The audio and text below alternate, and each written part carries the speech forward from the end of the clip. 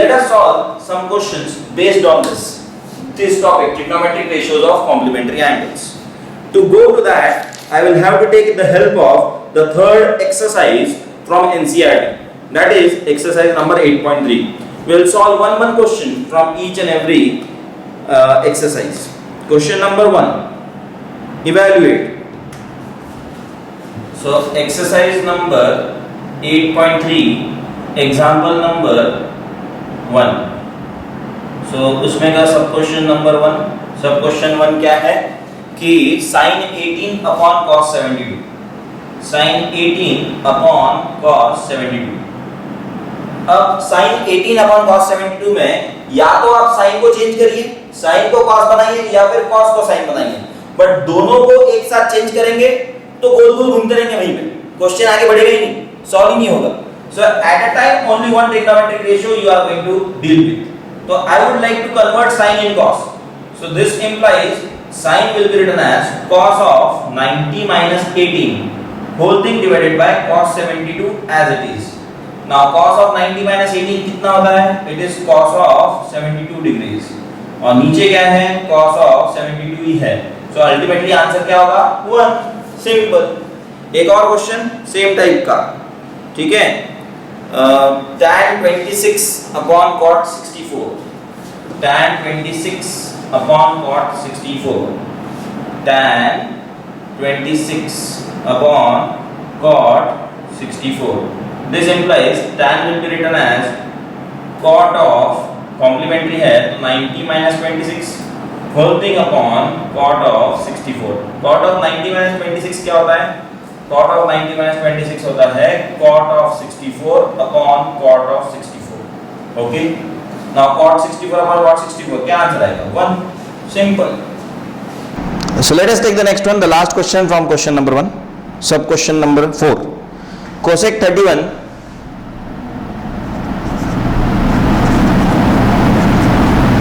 minus sec 59. Cosec 31 minus sec 59. I would like to keep cosec as cosec itself, cosec 31 as it is, minus sec के बजाय if I substitute cosec it will look like 90 minus 59. Cosec 90 minus 59 is cosec 31. So cosec 31 minus cosec 31 is nothing but 0. Simple. So the next question.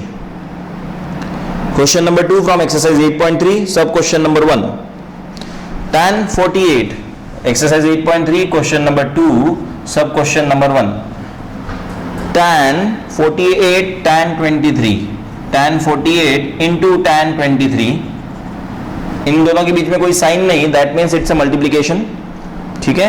Into tan 42 into tan 67 into tan 42 into tan 67 equal to 1. ऐसा prove करने बोल रहे वो, या show that, ऐसा show करने बोल रहे वो. सो देखते हैं अब 48 और 42 ये दोनों को अगर आपने ध्यान से देखा तो ये दोनों एक दूसरे के कॉम्प्लीमेंट्री एंगल्स लग रहे हैं क्या? 48 और 42 का एडिशन 90 होगा क्या? एंड 23 और 67 का. So we are going to make them help us. So we are going to use them together. Tan 48 into tan 42 plus tan 23 into tan 67. इन दोनों में से आप किसी एक को कॉम्प्लीमेंट्री ट्रिग्नोमेट्रिक रेशियो में डाल दीजिए. जैसे कि tan 48 ऐसे रहा, वैसे का वैसा रहा, tan की जगह पे यहाँ cot, तो ये हो जाएगा 90 minus 42 into tan 23 as it is, tan 67 के जगह पे cot of 90 minus 67. अब cot of 90 minus 42 क्या होगा? cot of 42. सॉरी 90 minus 42 क्या होगा? cot of 48. cot of 90 minus 42 क्या होगा? cot of 48 into tan 23 multiplied by cot of 90 minus 67 क्या होगा? cot of 23.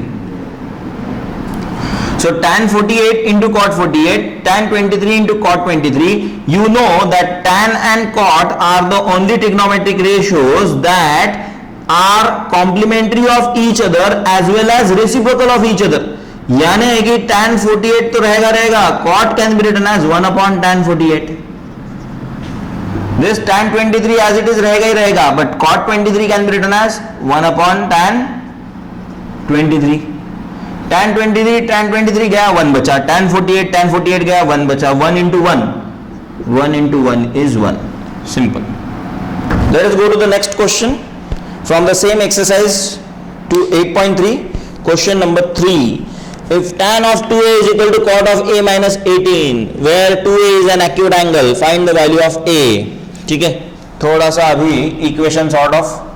So exercise 8.3 question number 3 क्या बोल रहा है, वापस बोलता हूं मैं. tan 2a is equal to cot of a minus 18 is equal to cot of a minus 18 where 2a is acute angle, where 2a is acute angle. ये बोलना जरूरी है क्योंकि तो ही ये कॉम्प्लीमेंट्री एंगल्स का पार्ट बन सकता है. अगर ये एक्यूट एंगल नहीं रहा तो वो इनका एडिशन 90 कैसे होगा.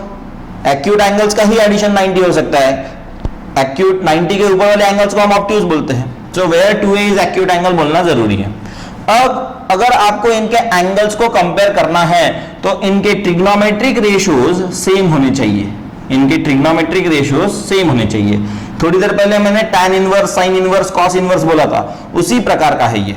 सो tan और cot, यहां पे मैं चाहता हूं कि tan को cot करूं, या अगर आप चाहते हैं कि cot को tan में करें तो भी कोई दिक्कत नहीं है. मैं यहां tan को cot कर रहा हूं तो cot ऑफ ये हो जाएगा 90 minus 2a equal to cot of a minus 18 as it is. मैंने पहले ही बताया दोनों में से कोई भी एक ट्रिग्नोमेट्रिक रेशियो को दूसरे के फॉर्मेट में लिखिए. दोनों को एक साथ चेंज करेंगे तो हम वहीं गोल गोल घूमते रहेंगे.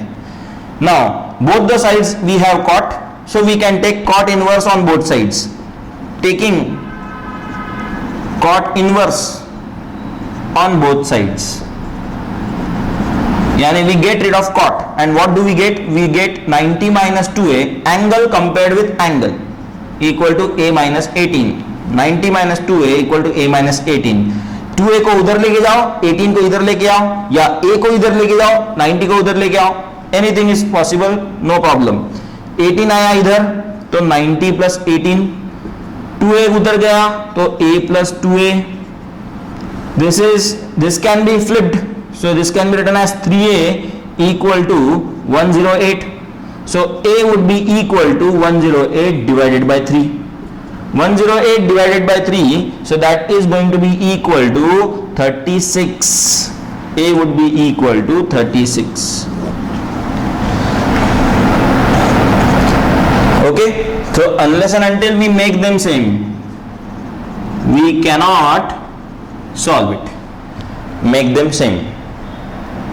क्वेश्चन सॉल्व करते समय कुछ कुछ आइडियाज क्लियर होते जाएंगे, जैसे cot inverse, sine inverse, tan inverse, cos inverse, इस प्रकार की चीजें. जब दोनों तरफ ट्रिग्नोमेट्रिक रेशियोज है और आपको एंगल कंपेयर करने हैं तो उस समय आपको tan inverse, cot inverse, sec inverse, जो भी कौन सा ट्रिग्नोमेट्रिक रेशियो है वहां पे उसका इनवर्स लेना पड़ेगा ताकि आप सिर्फ एंगल्स को कंपेयर करें. जो भी ट्रिग्नोमेट्रिक रेशियो है दोनों साइड पे, बट दोनों साइड पे सेम ट्रिग्नोमेट्रिक रेशियो होना चाहिए to take the inverse of that. जैसे कि अगर आपके पास है sine of a equal to sine of 30, तो दोनों जगह पे साइन है. You want answer for angle a, तो you have to take sine inverse on both sides. So that's why we write taking sine inverse on both sides. तो क्या ऐसे दिखता है ये sine inverse of sine a equal to sign inverse of sign 30. अब बार बार इतना सब कुछ स्टेप लिखना जरूरी नहीं है. ये साइन गायब हो जाएगा, बचेगा a, यहां का साइन गायब हो जाएगा, बचेगा 30. सो a इक्वल टू 30 आएगा.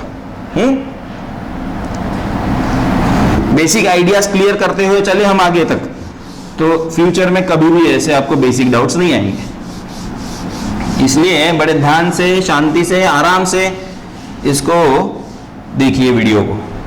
So trigonometry is divided into two parts, two chapters. The first is trigonometric ratios.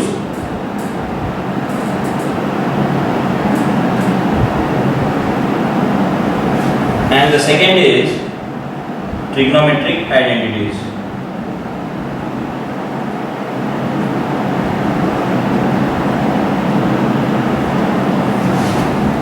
Trigonometric ratios we have done in the earlier video.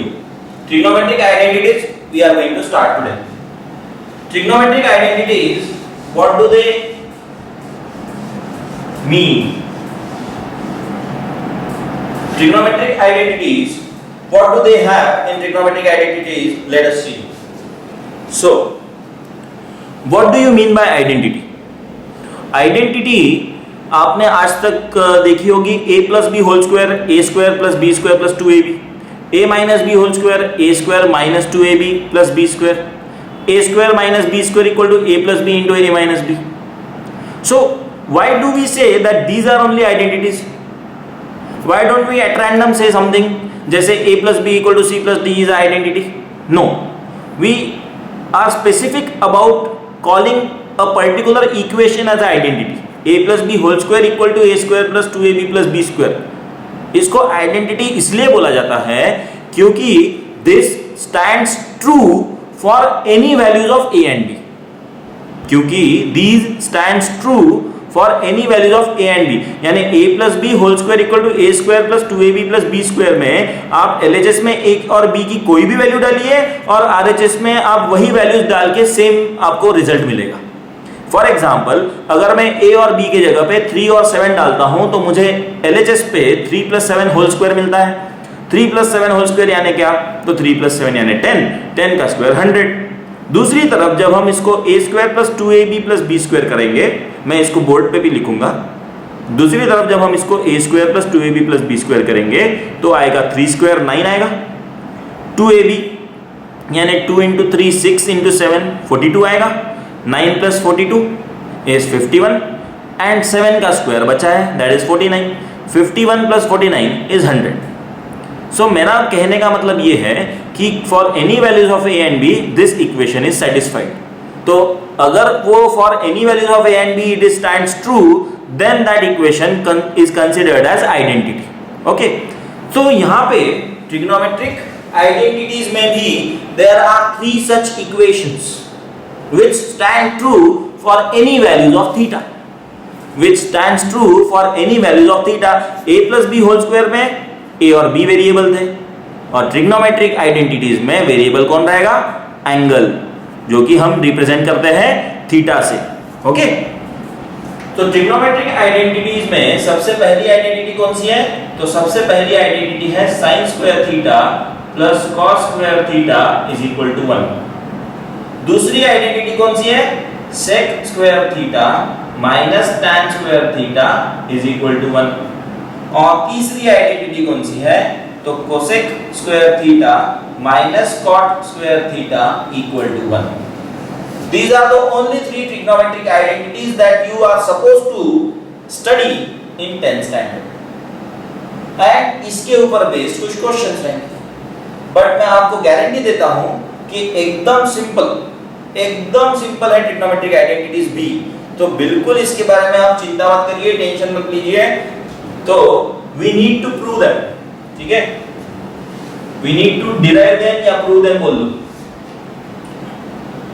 How are we going to prove it? With the help of a right angle triangle. पूरा हमारा ये right angle triangle के भरोसे पे trigonometry होने वाला है. तो let us try to prove the first one. Trigonometric identities make a first. So let us take a right angle triangle PQR, right angle at Q and angle R as theta. We need to assume one angle as theta. तो सबसे पहले let us find out the value of sin theta. Sin theta कितना होगा? sin theta would be equal to pq upon pr. तो sin square theta कितना होगा? sin square theta होगा pq square upon pr square. Equation number 1. Similarly cos theta कितना होगा? cos theta will be equal to QR upon PR. तो cos square theta कितना होगा? It will be QR square upon PR square. Cos square theta कितना होगा? QR square upon PR square. That will be equation number 2. Now you know the values of sin square theta and cos square theta from this triangle. With the help of this triangle only we are going to prove this trigonometric identity. Let us substitute sin square theta की value. sin square theta की value यहाँ substitute की pq square upon pr square. We are considering LHS only. cos square theta की value हमने substitute की qr square upon pr square. Now pr square और pr square denominator में same है. Do I need to calculate the LCM? No. LCM will be same pr square. In the numerator I will get pq square plus qr square. Now you are not new to this right angle triangle theorem.